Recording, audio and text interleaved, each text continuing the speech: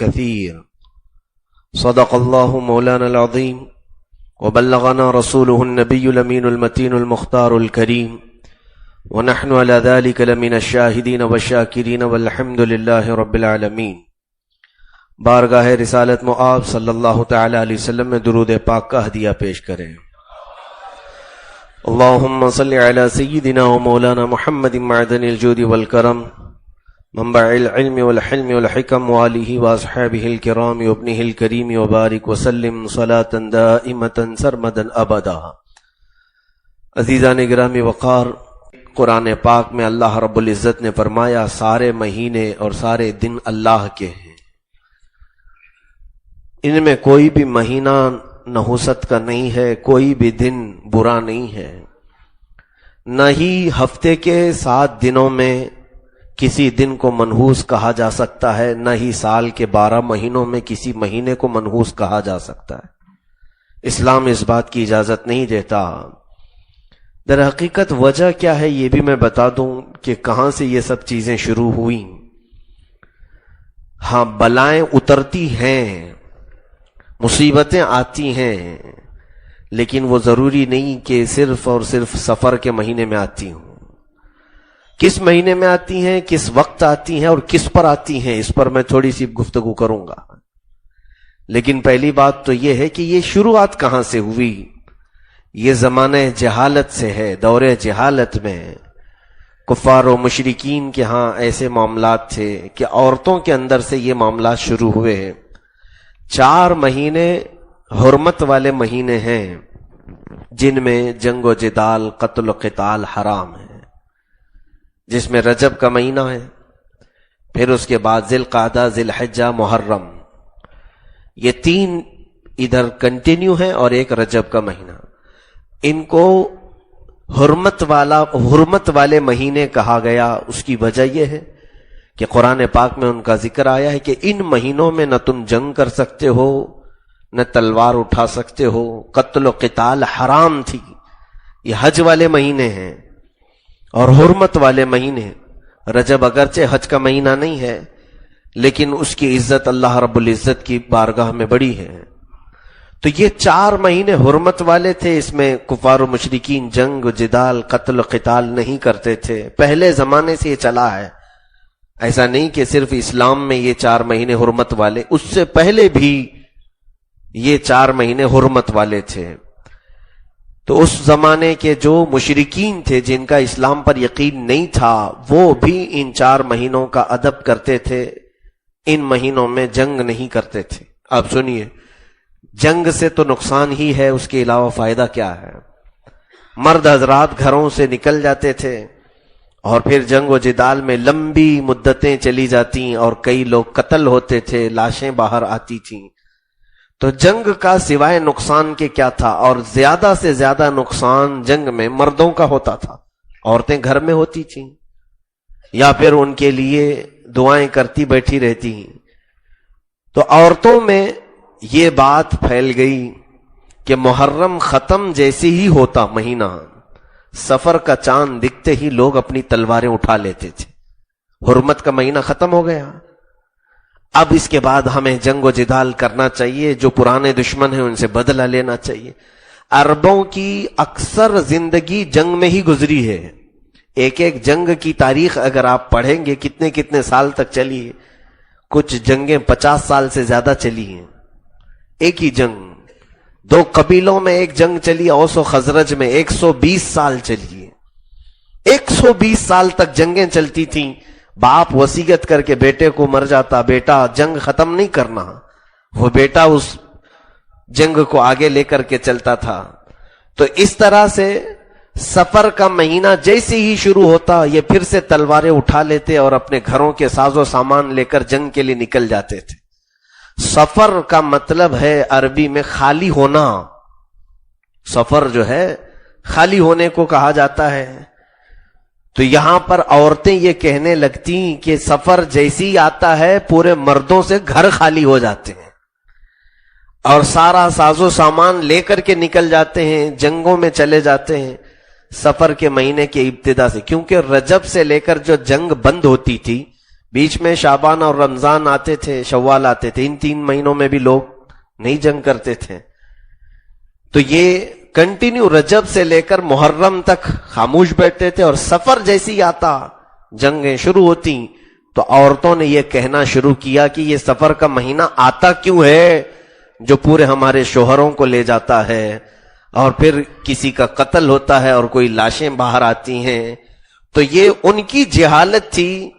انہوں نے سفر کے مہینے کو ہی کوسنا شروع کیا کہ یہ مہینہ جیسی ہی آتا ہے، جیسے ڈرنے والے بچے یہ کہتے ہیں امتحان آتا کیوں ہے، امتحان کی ڈیٹ آتی کیوں ہے. اس طرح سے ان عورتوں کے لیے سب سے بڑی مصیبت یہی تھی کہ ان کے مرد گھر چھوڑ کر چلے جاتے. اس بنیاد پر ان لوگوں نے، ان عورتوں نے سفر کو برا مہینہ کہنا شروع کیا. لیکن وہ نحوست اور وہ جہالت آج بھی کچھ قوموں میں باقی ہیں. مسلمان اب بھی یہی کہتے ہیں کہ سفر کا مہینہ برا ہوتا ہے. معاذ اللہ رب العالمین. جس نے اس طرح سے کہا وہ مشرکین مکہ، کفار مکہ کی جہالت کی بات کی، ان کے دور جہالت کی بات وہ کر رہا ہے. ہمارے لیے سفر کا مہینہ ہو، محرم کا مہینہ ہو، کوئی نحوست کا مہینہ نہیں ہے. اب میں بتاتا ہوں کہ ساری نحوست اور ساری برکتیں کس بنیاد پر آتی ہیں، کیسے، کون سے مہینے میں آتی ہیں. میرے عزیز، کوئی مہینہ نہیں ہے برکتوں کے نازل ہونے کے لیے، اور کوئی مہینہ نہیں ہے نحوستوں اور بلاؤں کے نازل ہونے کے لیے. سارا دار و مدار تمہارے اعمال پر ہے. اگر تم اچھے اعمال کرتے رہے تو تمہیں سفر میں بھی برکتیں نازل ہوتی رہیں گی، اور اگر تم مصیبتوں میں گرفتار ہونے کے کام کرتے رہے، چاہے گناہوں پر جی رہے ہو، رمضان کے مہینے میں بھی تم پر مصیبتیں آ سکتی ہیں. کیوں نہیں آئیں گی؟ تمہارے اعمال تمہاری مصیبتوں کو دعوت دیتے. وہی میں نے قرآن کی آیت پڑھی، وَمَا أَصَابَكُم مِّن مُّصِيبَةٍ فَبِمَا كَسَبَتْ أَيْدِيكُمْ. اللہ فرماتا ہے جو کچھ مصیبتیں تمہیں پہنچتی ہیں یہ تمہارے اپنے ہاتھوں کی کمائی ہے. قرآن کہہ رہا ہے کہ تمہارے اپنے ہاتھوں کی کمائی ہے. اچھا، اور ایک بہت عظیم بات مجھے یہ کرنی ہے کہ انسان کو جب شیطان گمراہ کرتا ہے تو سب سے پہلے اس کو تقدیر سے پھیر دیتا ہے. یعنی سارے معاملات شیطان یہ سکھاتا ہے کہ تو سب کسی کے اوپر ڈال دے، یہ اس کی وجہ سے، یہ اس کی وجہ سے، تاکہ تمہیں اپنے متعلق سوچنے کا موقع تک نہ ملے. بچپن سے موت تک انسان کو پوچھے یہ کیوں ہوا، وہ بتائے گا فلاں کی وجہ سے ہوا.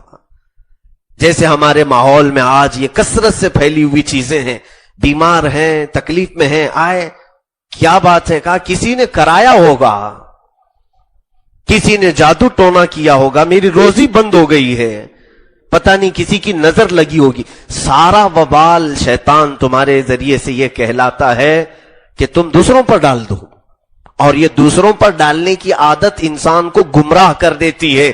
پھر کبھی وہ اپنے اعمال کے متعلق سوچتا بھی نہیں.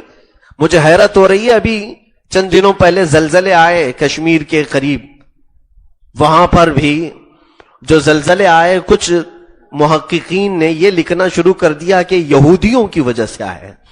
یہودیوں نے ارتھ کویک کیا. کرتے ہوں گے یہودی شرارت، وہ بڑے ظالم ہیں، میں اس چیز کو مانتا ہوں، لیکن میرے عزیزو ہر چیز کو کسی قوم سے نہیں منسوب کیا جا سکتا، بلکہ قرآن اور حدیث میں یہ دیکھو کہ یہ بلائیں آتی کیوں ہیں. اللہ رب العزت تو فرما رہا ہے تمہارے برے اعمال کی وجہ سے. وَكَم مِّن قَرْيَةٍ أَهْلَكْنَاهَا. اللہ رب العزت فرماتا ہے کتنی تو قومیں ایسی ہیں جن کو ہم نے ہلاک کر دیا ان کے برے اعمال کے سبب، ان کے برے کرتوت کی وجہ سے. عزیزان گرامی وقار، اس چیز سے ہمیں آج نکلنا ہے. بارشیں کثرت سے کیوں ہو رہی ہیں، اس پر تحقیق کر کے لوگ یہ بتانا شروع کرتے ہیں کہ انوائرمنٹ کی خرابی ایسی سائنسدان لوگوں نے بنا دیا ہے. طوفان کیوں آیا، کہا کوئی کیمیکل ڈال دیا گیا ہوگا اس کے لیے طوفان آئے. ساری چیزیں تم دنیا کے کسی انسان کی طرف منسوب کرو گے، جبکہ ہمارا اسلامی عقیدہ یہ ہے کہ دنیا میں پتا بھی بغیر مرضی الہی کے نہیں ہلتا. اللہ رب العزت کی مشیت کے بغیر کوئی چیز نہیں ہوتی. تو آج ہم مصیبتوں میں اگر گرفتار ہوئے ہیں تو اس چیز کا بھی ہمیں خیال کرنا چاہیے. میرے کچھ اعمال رب تبارک و تعالیٰ کو غضب میں لائے ہوں گے، یہی وجہ ہے کہ آسمان سے بلائیں اتر رہی ہیں، آسمان سے عذابات اترتے ہیں۔ یہ تمام چیزیں اس کو ترک کرنی چاہیے کہ اپنے اعمال میں، برے اعمال میں کسی اور پر الزام رکھنا، کسی اور کو بلیم کرنا، یہ مسلمانوں کا عقیدہ نہیں۔ ایک صحابی آئے حضور پاک صلی اللہ علیہ وسلم کے پاس، ان کے اونٹ کو کھجلی ہو گئی تھی، ان کے اونٹ کی کھجلی بہت زیادہ ہونے لگی، تو وہ لے کر کے آئے بارگاہ رسالت مآب صلی اللہ علیہ وسلم میں عرض کرنے لگے کہ آقا اس اونٹ کو کھجلی ہو گئی۔ ہم بھی پوچھتے ہیں اس طرح سے کہ کیسے ہو گئی؟ رسول کریم صلی اللہ تعالی علیہ وسلم نے ان سے فرمایا کہ یہ اونٹ کی کھجلی کیسے ہوئی؟ انہوں نے کیا کہا کہ فلاں شخص کے اونٹوں میں کھجلی ہے، میرے اونٹ کو ایک دن کے لیے وہاں بھیجا تھا، اس کی کھجلی میرے اونٹ، ان اونٹوں کی کھجلی میرے اونٹ کے اندر آ گئی، اس کے اونٹوں کی کھجلی میرے اونٹ کے اندر آ گئی۔ یہ حدیث پاک میں ہے۔ تو رسول کریم صلی اللہ تعالی علیہ وسلم نے اس صحابی سے پوچھا، اچھا تو پھر اس کے اونٹوں کو کھجلی کہاں سے آئی؟ تیرے اونٹ کو تو اس کے اونٹوں کی لگی، اس کے اونٹوں کو کہاں سے آئی؟ تو صحابی نے کہا وہ تو بیماری ہے، اللہ نے دیا ہوگا۔ تو رسول پاک صلی اللہ علیہ وسلم نے فرمایا اپنے اونٹ کے متعلق یہ کیوں نہیں سوچتے کہ یہ بیماری ہے، اللہ نے دیا ہے؟ تم دوسرے کے اوپر یہ الزام نہ دھرو کہ یہ بیماری فلاں کی وجہ سے لگی، اس کی وجہ سے لگی۔ یہاں پر یہ شیطان کا حربہ ہے۔ شیطان ہم سب کے دماغ کو اس طور پر لے جانا چاہتا ہے کہ تم تقدیر سے پھر جاؤ۔ تقدیر کا مطلب کیا ہے؟ تقدیر کسے کہتے ہیں؟ جو کچھ اچھا یا برا ہوگا وہ سب اللہ کی طرف سے ہوگا۔ اس پر ہر مسلمان کا عقیدہ ہونا ضروری ہے۔ اگر تقدیر سے انکار کیا، تقدیر کا انکار کیا تو کافر ہو جائے گا، کافر ہو جائے گا۔ اب یہاں پر کچھ چیزیں جو آداب بارگاہ صمدیت ہیں، اللہ رب العزت کی بارگاہ کے آداب، وہ یہ ہے کہ یقیناً مصیبتیں اسی کی طرف سے آتی ہیں اور برکتیں اور سعادتیں بھی اسی کی طرف سے آتی ہیں، لیکن حکم یہ ہے بندے کو کہ جب جب برکتیں آئیں، خوشحالیاں آئیں تو یوں کہا کرے ھذا من فضل ربی، یہ میرے رب کے فضل سے ہے۔ جب جب اسے نعمتیں ملے تو یہ کہے کہ یہ اللہ کے فضل سے ہے، اور جب جب مصیبتیں آئیں، پریشانیاں آئیں تو یوں کہا کرے کہ یہ سب میرے برے اعمال کی شامت ہے، یہ میرے برے اعمال کی وجہ سے ہے۔ دونوں چیزوں کا ادب آپ ملحوظ رکھیں۔ میں آپ کو بتاتا ہوں کہ یہاں ہم لوگوں نے بہت بڑا دھوکہ کھایا ہے۔ اکثر لوگوں کی عادت یہ ہے کہ چھوٹا موٹا بھی اچھا کام ہوا تو سب سے پہلے وہ کہتے ہیں ارے یہ میرا بنایا ہوا ہے، اس میں تو میں نے خون پسینہ ایک کر دیا ہے، میں نے وہ کیا، میں نے یہ کیا۔ یہ تمام الفاظ انسان کو غرور اور تکبر میں مبتلا کرتے ہیں۔ یہ تقدیر پر ایمان رکھنے کا سلیقہ اور طریقہ اس طرح سے نہیں ہے۔ سلیمان علیہ الصلاۃ والتسلیم کے متعلق قرآن پاک میں آیا ہے، وہ طاقت و قوت اللہ نے انہیں دی تھی، اللہ اکبر، ان کے دربار میں بیٹھنے والوں کی یہ قوت ہے کہ پلک جھپکنے کے برابر ان کے ایک امتی نے بلقیس کا تخت جو یمن میں تھا فلسطین میں حاضر کر دیا، کئی 100 کلومیٹر دوری سے۔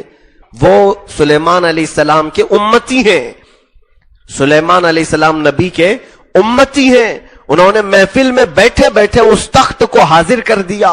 یہ قرآن پاک میں ہے۔ تو سلیمان علیہ السلام کے امتیوں کی یہ طاقت تھی۔ تو سلیمان علیہ السلام نے یہ نہیں کہا دیکھو میں نے کیسے بڑے بڑے پیدا کیے ہیں، دیکھو میرا کمال کیسا ہے کہ میرے دربار میں بیٹھنے والا پلک جھپکنے سے پہلے پہلے بلقیس کا تخت لا سکتا ہے، یہ نہیں فرمایا، بلکہ قرآن پاک میں اسی جگہ پر 19ویں پارے میں یہ بات آئی۔ سلیمان علیہ السلام نے کہا ھذا من فضل ربی، یہ میرے رب کے فضل سے ہے جو اس نے مجھے طاقت عطا کی ہے۔ تو اچھے کام جب بھی ہوں تو اسے رب کے فضل کی طرف منسوب کرو۔ آج گھر بھی بناتے، پہلے ہمارے ہاں رواج ایسا تھا، بلکہ اکثر گھروں پہ بھی ہم دیکھتے تھے یہ آیت لکھی رہتی تھی ھذا من فضل ربی۔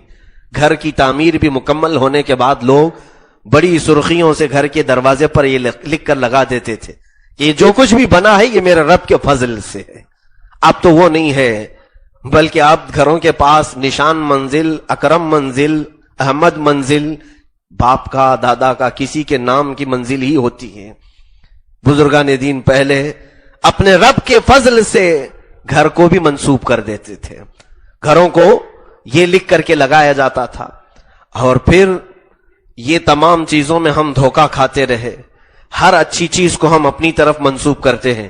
میں نے کیا کیا کیا ہے، میں نے یہ کام کیا، میں نے وہ کام کیا. بلکہ ہمیشہ یوں کہا کریں میرے رب نے مجھ سے یہ کروایا ہے، میرے رب کے فضل نے مجھ سے یہ کروایا ہے. سیدنا عبد القادر جیلانی غوث العظم بغدادی رضی اللہ تعالیٰ عنہ، ان کی ولایت کے مقام کو اندازہ کریں. کون پہنچ سکتا ہے شہنشاہ ولایت کے مقام تک؟ اولیاء کے وہ سردار ہیں جو ولی قبل ہوئے یا بعد ہوئے سب ادب دل میں رکھتے ہیں میرے آقا تیرا. غوث پاک رضی اللہ تعالیٰ عنہ کا مقام کہ آپ مردے کو ٹھوکر مارے تو وہ زندہ کھڑا ہو جائے، یہ صحیح روایات میں موجود ہے. یہ کشف و کرامات سے تعلق رکھنے والی روایات ہے. سیدنا عبد القادر جیلانی رضی اللہ تعالیٰ عنہ نماز پڑھ رہے، کھلے صحرا میں ایک آسمان کا ٹکڑا آپ کے اوپر سایہ بن گیا، بادل کا ٹکڑا، چھاؤں آپ کے اوپر آ رہی ہے، باقی سب جگہ دھوپ ہے. تو آپ عبادت کر رہے ہیں. ہمارے سروں پر اگر ایسا آ جائے تو ہم بہت بڑی کرامت سمجھیں گے اس کو. دنیا کا بڑا ولی غوث پاک رضی اللہ تعالیٰ عنہ نماز پڑھتے رہے. اس بادل کے ٹکڑے سے یہ آواز آئی، اے عبد القادر تیری عبادتیں میں نے قبول کر لی، تیرے لیے جتنی حرام چیزیں تھی اب سب حلال کر دیا. غوث پاک رضی اللہ تعالیٰ عنہ نے سر اٹھا کر کے کہا یہ میرے رب کی آواز نہیں ہو سکتی، یہ ابلیس لعین ہے. جو حرام اللہ کے رسول صلی اللہ تعالی علیہ وسلم نے فرما دیا وہ قیامت تک کے لیے سب کے لیے حرام ہے. میرے لیے کیسے خصوصیت ہو سکتی ہے؟ میرے لیے کیسے وہ چیزیں معاف ہو سکتی ہیں؟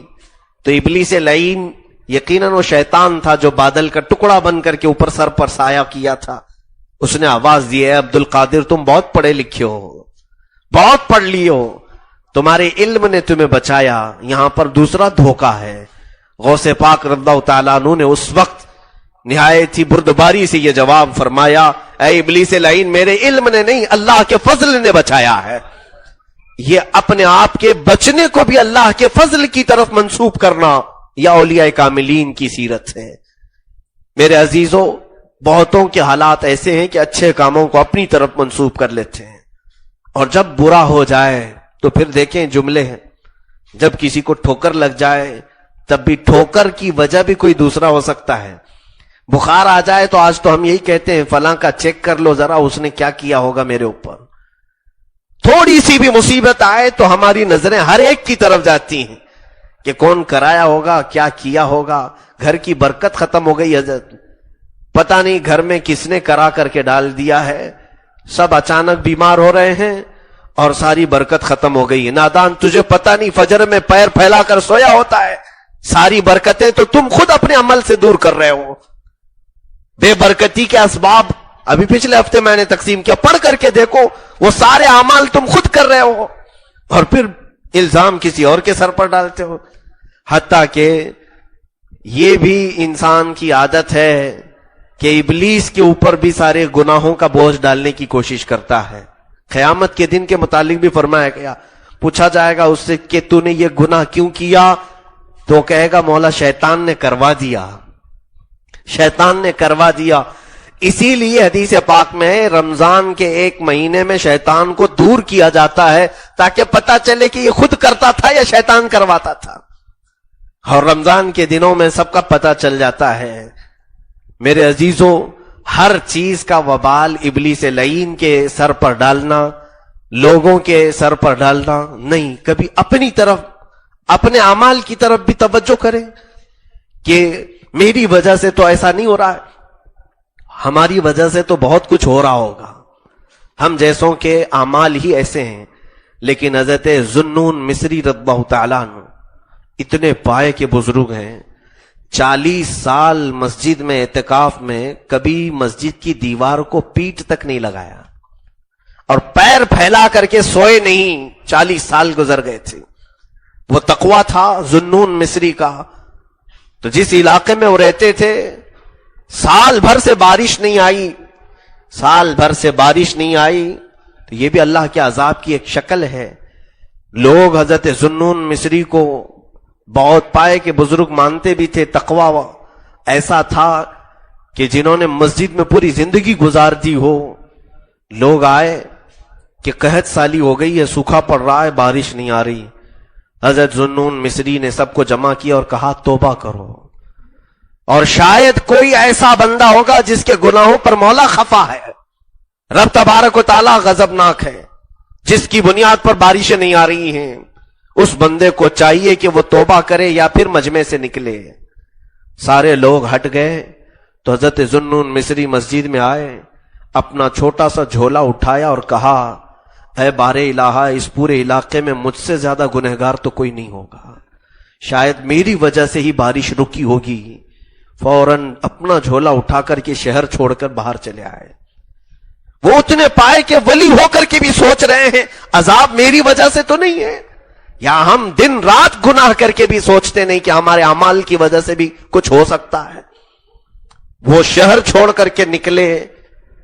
جیسے ہی شہر سے باہر جانے کا لوگوں کو پتا چلا, سارے کے سارے روتے ہوئے جمع ہو گئے مسجد کے پاس. کہاں چلے گئے ذوالنون مصری؟ تو اس زمانے میں ایک بڑے عالم باعمل وہاں پر تھے جو مسجد میں امام بھی تھے. انہوں نے کہا جلدی سے لے آؤ ذوالنون مصری کو, ورنہ اللہ کا عذاب اب حقیقت میں آ جائے گا.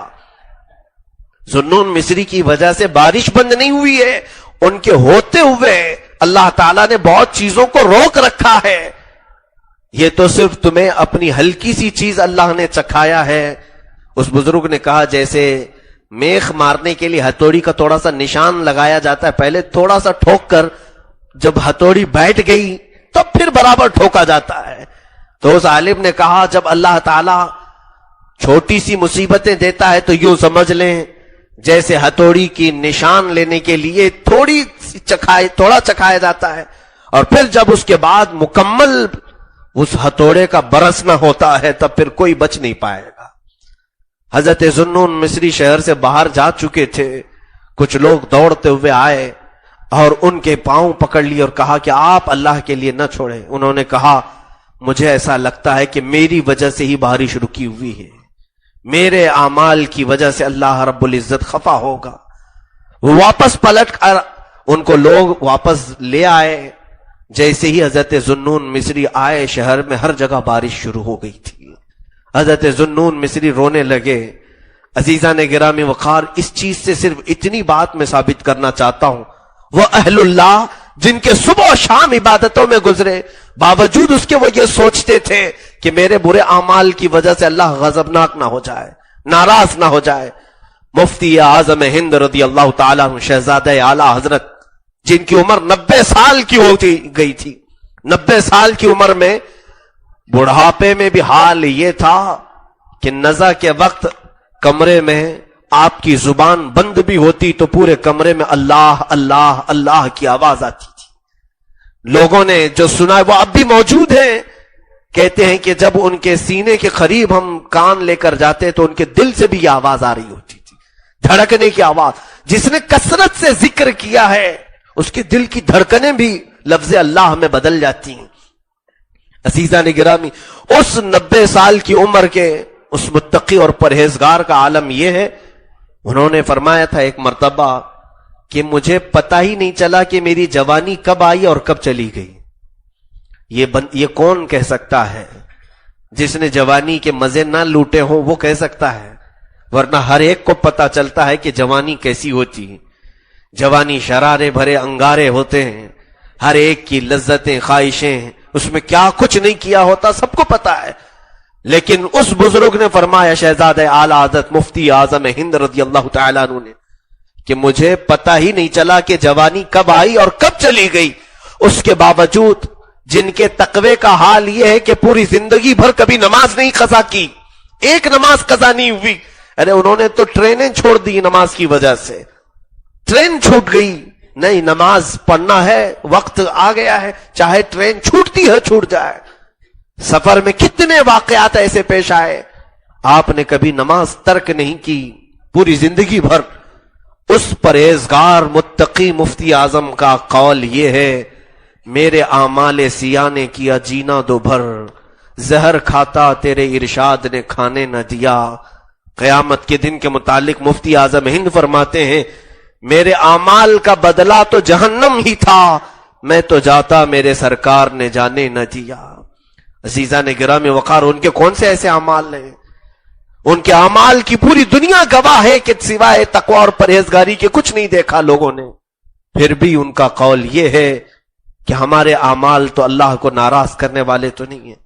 حتیٰ کہ یہ تمام بزرگان دین اپنی جگہ پر سرور کائنات فخر موجودات روحی فدا محمد الرسول اللہ صلی اللہ علیہ وسلم، میرے آقا صلی اللہ تعالی علیہ وسلم اللہ رب العزت کی طرف اپنے آپ کو کس طرح منسوب کرتے ہیں، کس طرح منسوب کرتے ہیں کہ طائف شہر میں جب لوگوں نے پتھر مارے اور میرے آقا صلی اللہ علیہ وسلم کی پیشانی لہو لہان ہو چکی تھی، حضرت زید جو صحابی رسول میرے آقا کے ساتھ سے فرماتے ہیں خون جا کر کے نالین پاک میں ایسا جم گیا تھا کہ حضور صلی اللہ علیہ وسلم کی نالین پاک نکالنا مشکل ہو گیا تھا، چپک گئی تھی خون سے۔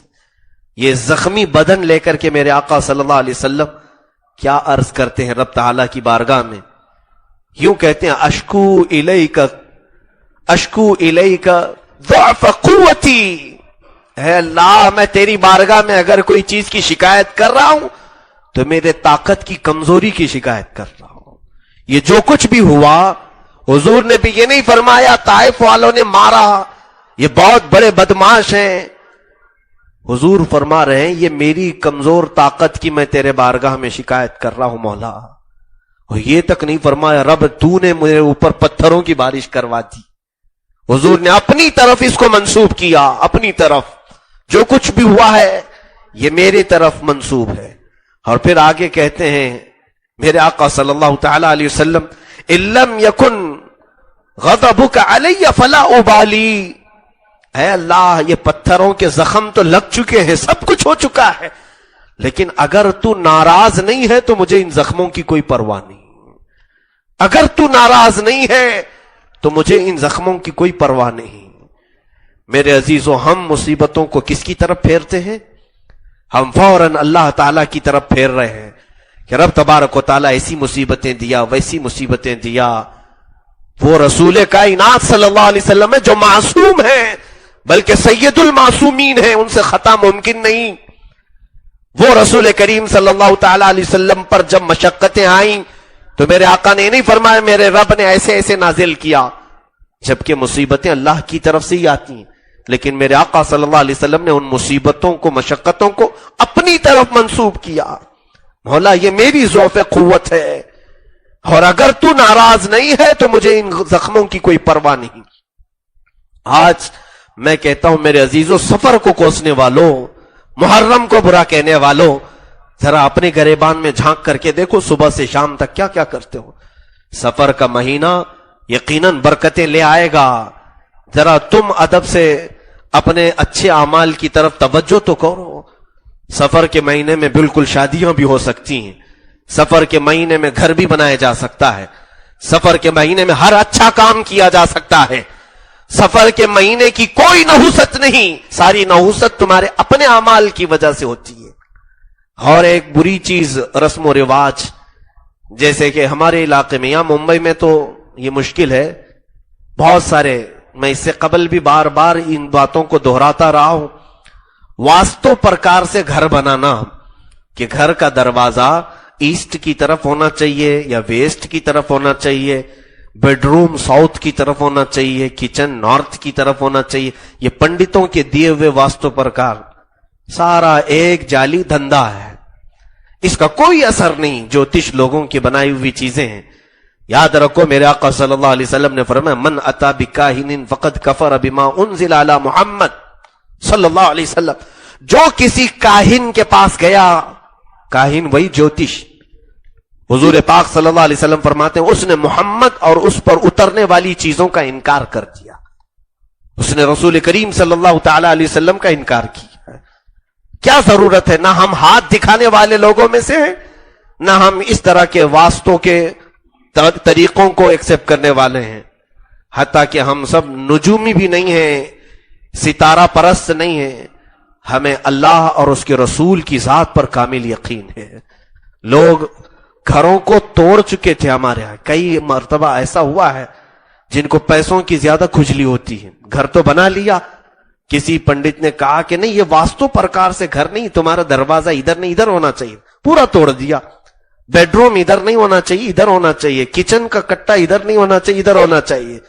کئی لاکھ روپے خرچہ کر کے پھر اس جوتش کے کہنے کے مطابق اپنا گھر بنایا. کیوں میاں کیوں بنائے؟ کہا سنا ہے کہ اس طرح رکھیں گے تو برکتیں آئیں گی, دروازہ ادھر ہونا چاہیے, روم ادھر ہونا چاہیے. میں اس وقت اپنے کرناٹک میں ممبئی والوں کی مثال دیتا تھا. ممبئی والوں کو بیچاروں کو جگہ بھی نہیں ملتی, کہاں واتسو پرکار سے بنائیں گے, کدھر دروازہ کھولیں, جہاں جگہ ملے کھولیں گے. کیا یہاں پر یہ تمام چیزیں کی جا سکتی ہیں؟ اگر یہاں پر بھی کوئی کرنے کی کوشش کر رہا ہے تو وہ بھی سن لے, یہ سارا واستو پاستو کچھ بھی نہیں ہے, سارا تمہارے اعمال سے. میں کہتا ہوں اگر تم 100 دروازے گھر کے کھول کر کے رکھ لو, ہر سمت میں دروازے, ہر دیوار میں کھڑکیاں, لیکن تمہارے اندر برے اعمال ہیں تو ان کھڑکیوں سے نحوست ہی آئے گی. اور اگر تم پرہیزگار ہو, میرے آقا صلی اللہ علیہ وسلم کی ایک حدیث ہے, اگر کوئی متقی اپنے آپ کو 7 دروازوں کے اندر بھی چھپا لے, مولا اس کی محبت خلق کے اندر پیدا کر دیتا ہے. تم سارے دروازے بند کر لو, کوئی دروازہ ہی نہ کھولو, لیکن تمہارا تقوی ہے تو رب تبارک و تعالی بغیر دروازے کے تمہارے گھر میں رزق پہنچائے گا. حضرت عیسیٰ علیہ السلام کے زمانے میں ایک شخص کا ایسا حال عیسیٰ علیہ السلام نے خود ملاحظہ فرمایا ہے. حضرت عیسیٰ علیہ السلام سے منسوب یہ روایت ہے کہ آپ نے سمندر کے کنارے ایک بڑا پتھر دیکھا, بالکل گول, وہ عجیب و غریب شکل کا پتھر تھا. عیسیٰ علیہ السلام نے اس کو ہاتھ لگایا تو پتھر پھٹ گیا. کیا دیکھتے ہیں آپ, اندر ایک بزرگ بیٹھے ہوئے, مصلی بچھا ہے, ان کے پاس انگور رکھے ہیں اور بہت ہی میٹھے پانی مشروبات رکھے ہیں. اس پورے بند پتھر کے اندر ایک بزرگ ہے. عیسیٰ علیہ السلام نے سلام کیا اور پوچھا آپ یہاں کیسے؟ کہا میں عبادت کر رہا ہوں. کہا کب سے؟ کہا 200 سال ہو چکے ہیں. 200 سال. جب مجھے بھوک لگتی ہے میرا مولا یہاں پر مجھے رزق پہنچاتا ہے. اس بند دروازے کے اندر کوئی دروازہ ہی نہیں ہے, ہوا تک جا نہیں پاتی. اللہ رب العزت کی قدرت ہے, جسے جہاں چاہے زندہ رکھے گا اور جسے جہاں چاہے برکت پیدا کرے گا. عیسیٰ علیہ السلام سے منسوب یہ روایت آپ نے سنی ہوگی, شب برات کے موقع پر یہ سنائی جاتی, مگر اللہ رب العزت نے یہ فرمایا اے عیسیٰ, اخیر زمانے میں میرے حبیب محمد صلی اللہ علیہ وسلم کی امت کا یہ حال ہوگا کہ اگر وہ شعبان کی 15 نصف کو 2 رکعت خلوص و للہیت کے ساتھ پڑھے تو اس کی 200 سال کی عبادت سے وہ افضل ہوگی. تمہارے لیے وہ افضلیت رکھی گئی ہے. لیکن میرے عزیزوں, یہاں پر میں خلاصتاً یہ کہنا چاہوں گا کہ بلائیں جو کچھ بھی اترتی ہیں ہمارے برے اعمال کی وجہ سے, ہمارے گناہوں کی وجہ سے, ہماری بد کرداریوں کی وجہ سے. میں نے پچھلے 2 ہفتے بھی یہی عرض کیا ہے کہ آپ کے گھر سے برکت ختم ہوتی ہے تو اس کے بھی اسباب ہیں, تم خود پیدا کر رہے ہو یہ تمام چیزیں. اب ایک آدمی درخت پر بیٹھا تھا اور ڈال کو کاٹ رہا تھا, جس پر بیٹھا تھا اس کو کاٹتا جا رہا ہے, پورا کٹ جانے کے بعد نیچے دھڑام سے گر گیا اور درخت کو کوسنے لگا. کتنا برا درخت ہے یہ درخت بہت خراب ہے, جو بھی ڈال پہ بیٹھتا ہے اس کو گراتا ہے. آپ کیا کہیں گے؟ درخت برا نہیں, تو بیوقوف ہے. جس ڈال پر بیٹھا تھا اسے کاٹ رہا ہے تو گرنا تو ہے ہی تجھے. جس گھر میں تم رہ رہے ہو اسی گھر کے اندر گناہ کر رہے ہو, تم ڈال کاٹ رہے ہو, گرو گے. پھر بعد میں گھر کو کوستے ہو. گھر شاید سخت جگہ پر بنا ہوگا, ذرا چیک کر لیں اس کے سارے کونے صحیح ہیں کہ نہیں ہیں. تم جتنے برے اعمال سے گھر کو ناپاک کرتے ہو, گھر تو بیچارہ کیا ہے, گھر ویسی ہے. ذرا ان سے پوچھو جن کا گھر ہی نہیں ہوتا وہ کیسے کھاتے پیتے ہیں. عزیزان گرامی, شیطان اس طرح سے ہمیں آوارہ اور بد کردار بنانے کے یہ حربے لاتا ہے. ہمارے دماغ میں صرف یہی خیالات آتے ہیں. مجھے تو حیرت اسی بات پر ہوئی کہ زلزلے کو بھی کسی دوسرے پر منسوب کر دیا کہ زلزلہ بھی یہودیوں کی وجہ سے ہو گیا. تو پھر بعد میں تم ساری چیزوں کو کہنے لگ جاؤ گے, ہر چیز کو, کہ یہ ان کی وجہ سے ہوا, یہ ان کی وجہ سے ہوا. تمہاری وجہ سے کیا ہو رہا ہے پھر؟ یعنی سب پاک صاف ہیں، ہماری وجہ سے کچھ نہیں ہوتا۔ عزیزان گرامی، صحابہ اکرام رضوان اللہ تعالی علیہم اجمعین کو بھی رسول کریم صلی اللہ تعالی علیہ وسلم نے کثرت استغفار کا حکم دیا۔ خود میرے آقا صلی اللہ علیہ وسلم فرماتے ہیں میں کثرت سے اللہ کی بارگاہ میں استغفار کرتا ہوں جو بخشے ہوئے ہیں، کیونکہ اللہ تعالیٰ قرآن میں فرماتا ہے وما کان اللہ لیعذبہم وانت فیہم وما کان اللہ معذبہم وہم یستغفرون۔ اللہ رب العزت کسی قوم کو اس وقت تک عذاب نہیں دیتا جب تک وہ استغفار کر رہے ہوتے ہیں، استغفار توبہ کر رہے ہوتے ہیں، اللہ انہیں عذاب نہیں دیتا۔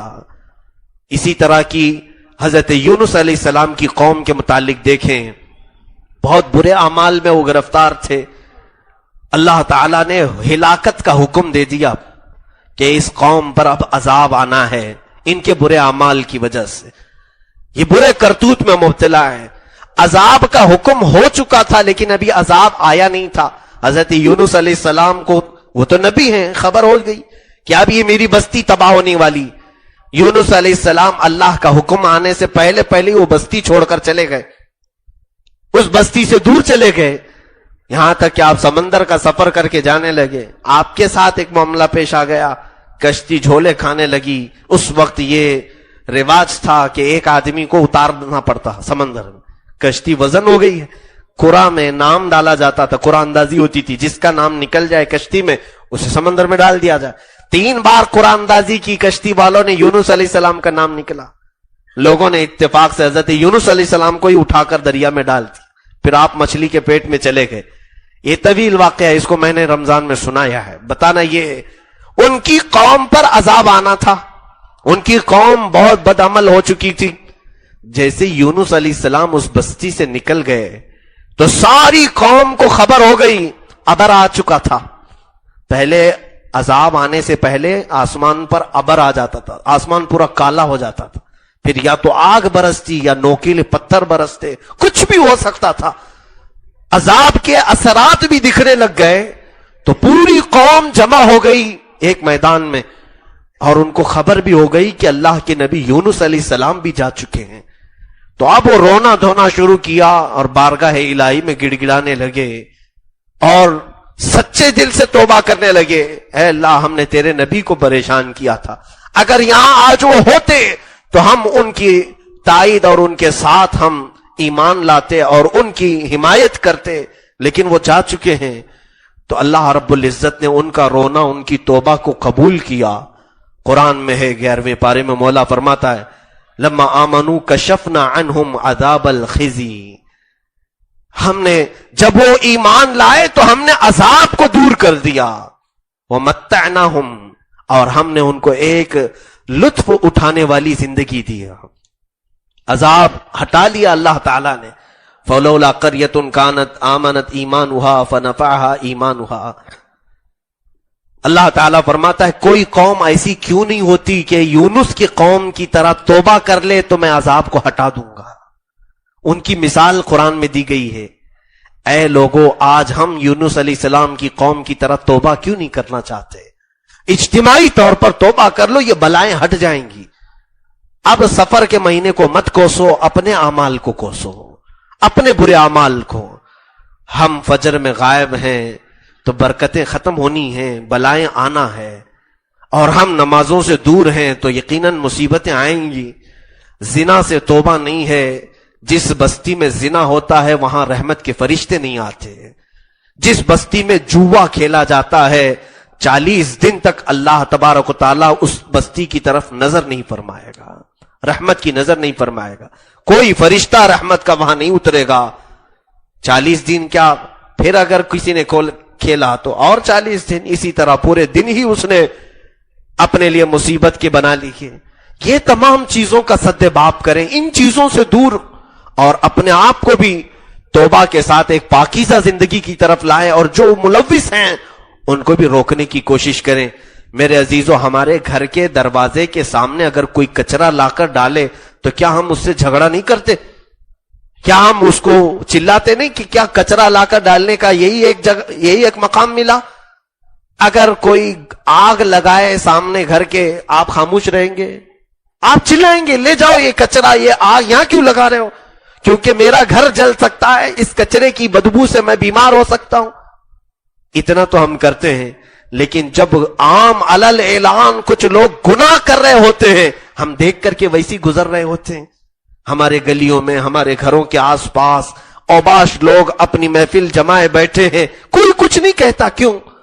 میرے عزیزوں، ان کی نحوست بھی تمہارے اوپر آئے گی، تمہارے گھر بھی انہی میں مبتلا ہو جائیں گے۔ پیار سے سمجھائیں، محبت سے سمجھائیں، اور انہیں اچھے طریقے سے موعظہ حسنہ کے ذریعے سے سیدھے راستے پر لائیں کہ تو خود بھی برباد ہوگا اور جتنے آس پاس یہ لوگ ہیں یہ سب برباد ہو جائیں گے۔ یہ نحوست ہے۔ اللہ رب العزت ہم سب کو ہمارے برے اعمال کی اصلاح کی توفیق عطا فرمائے۔ مولا کریم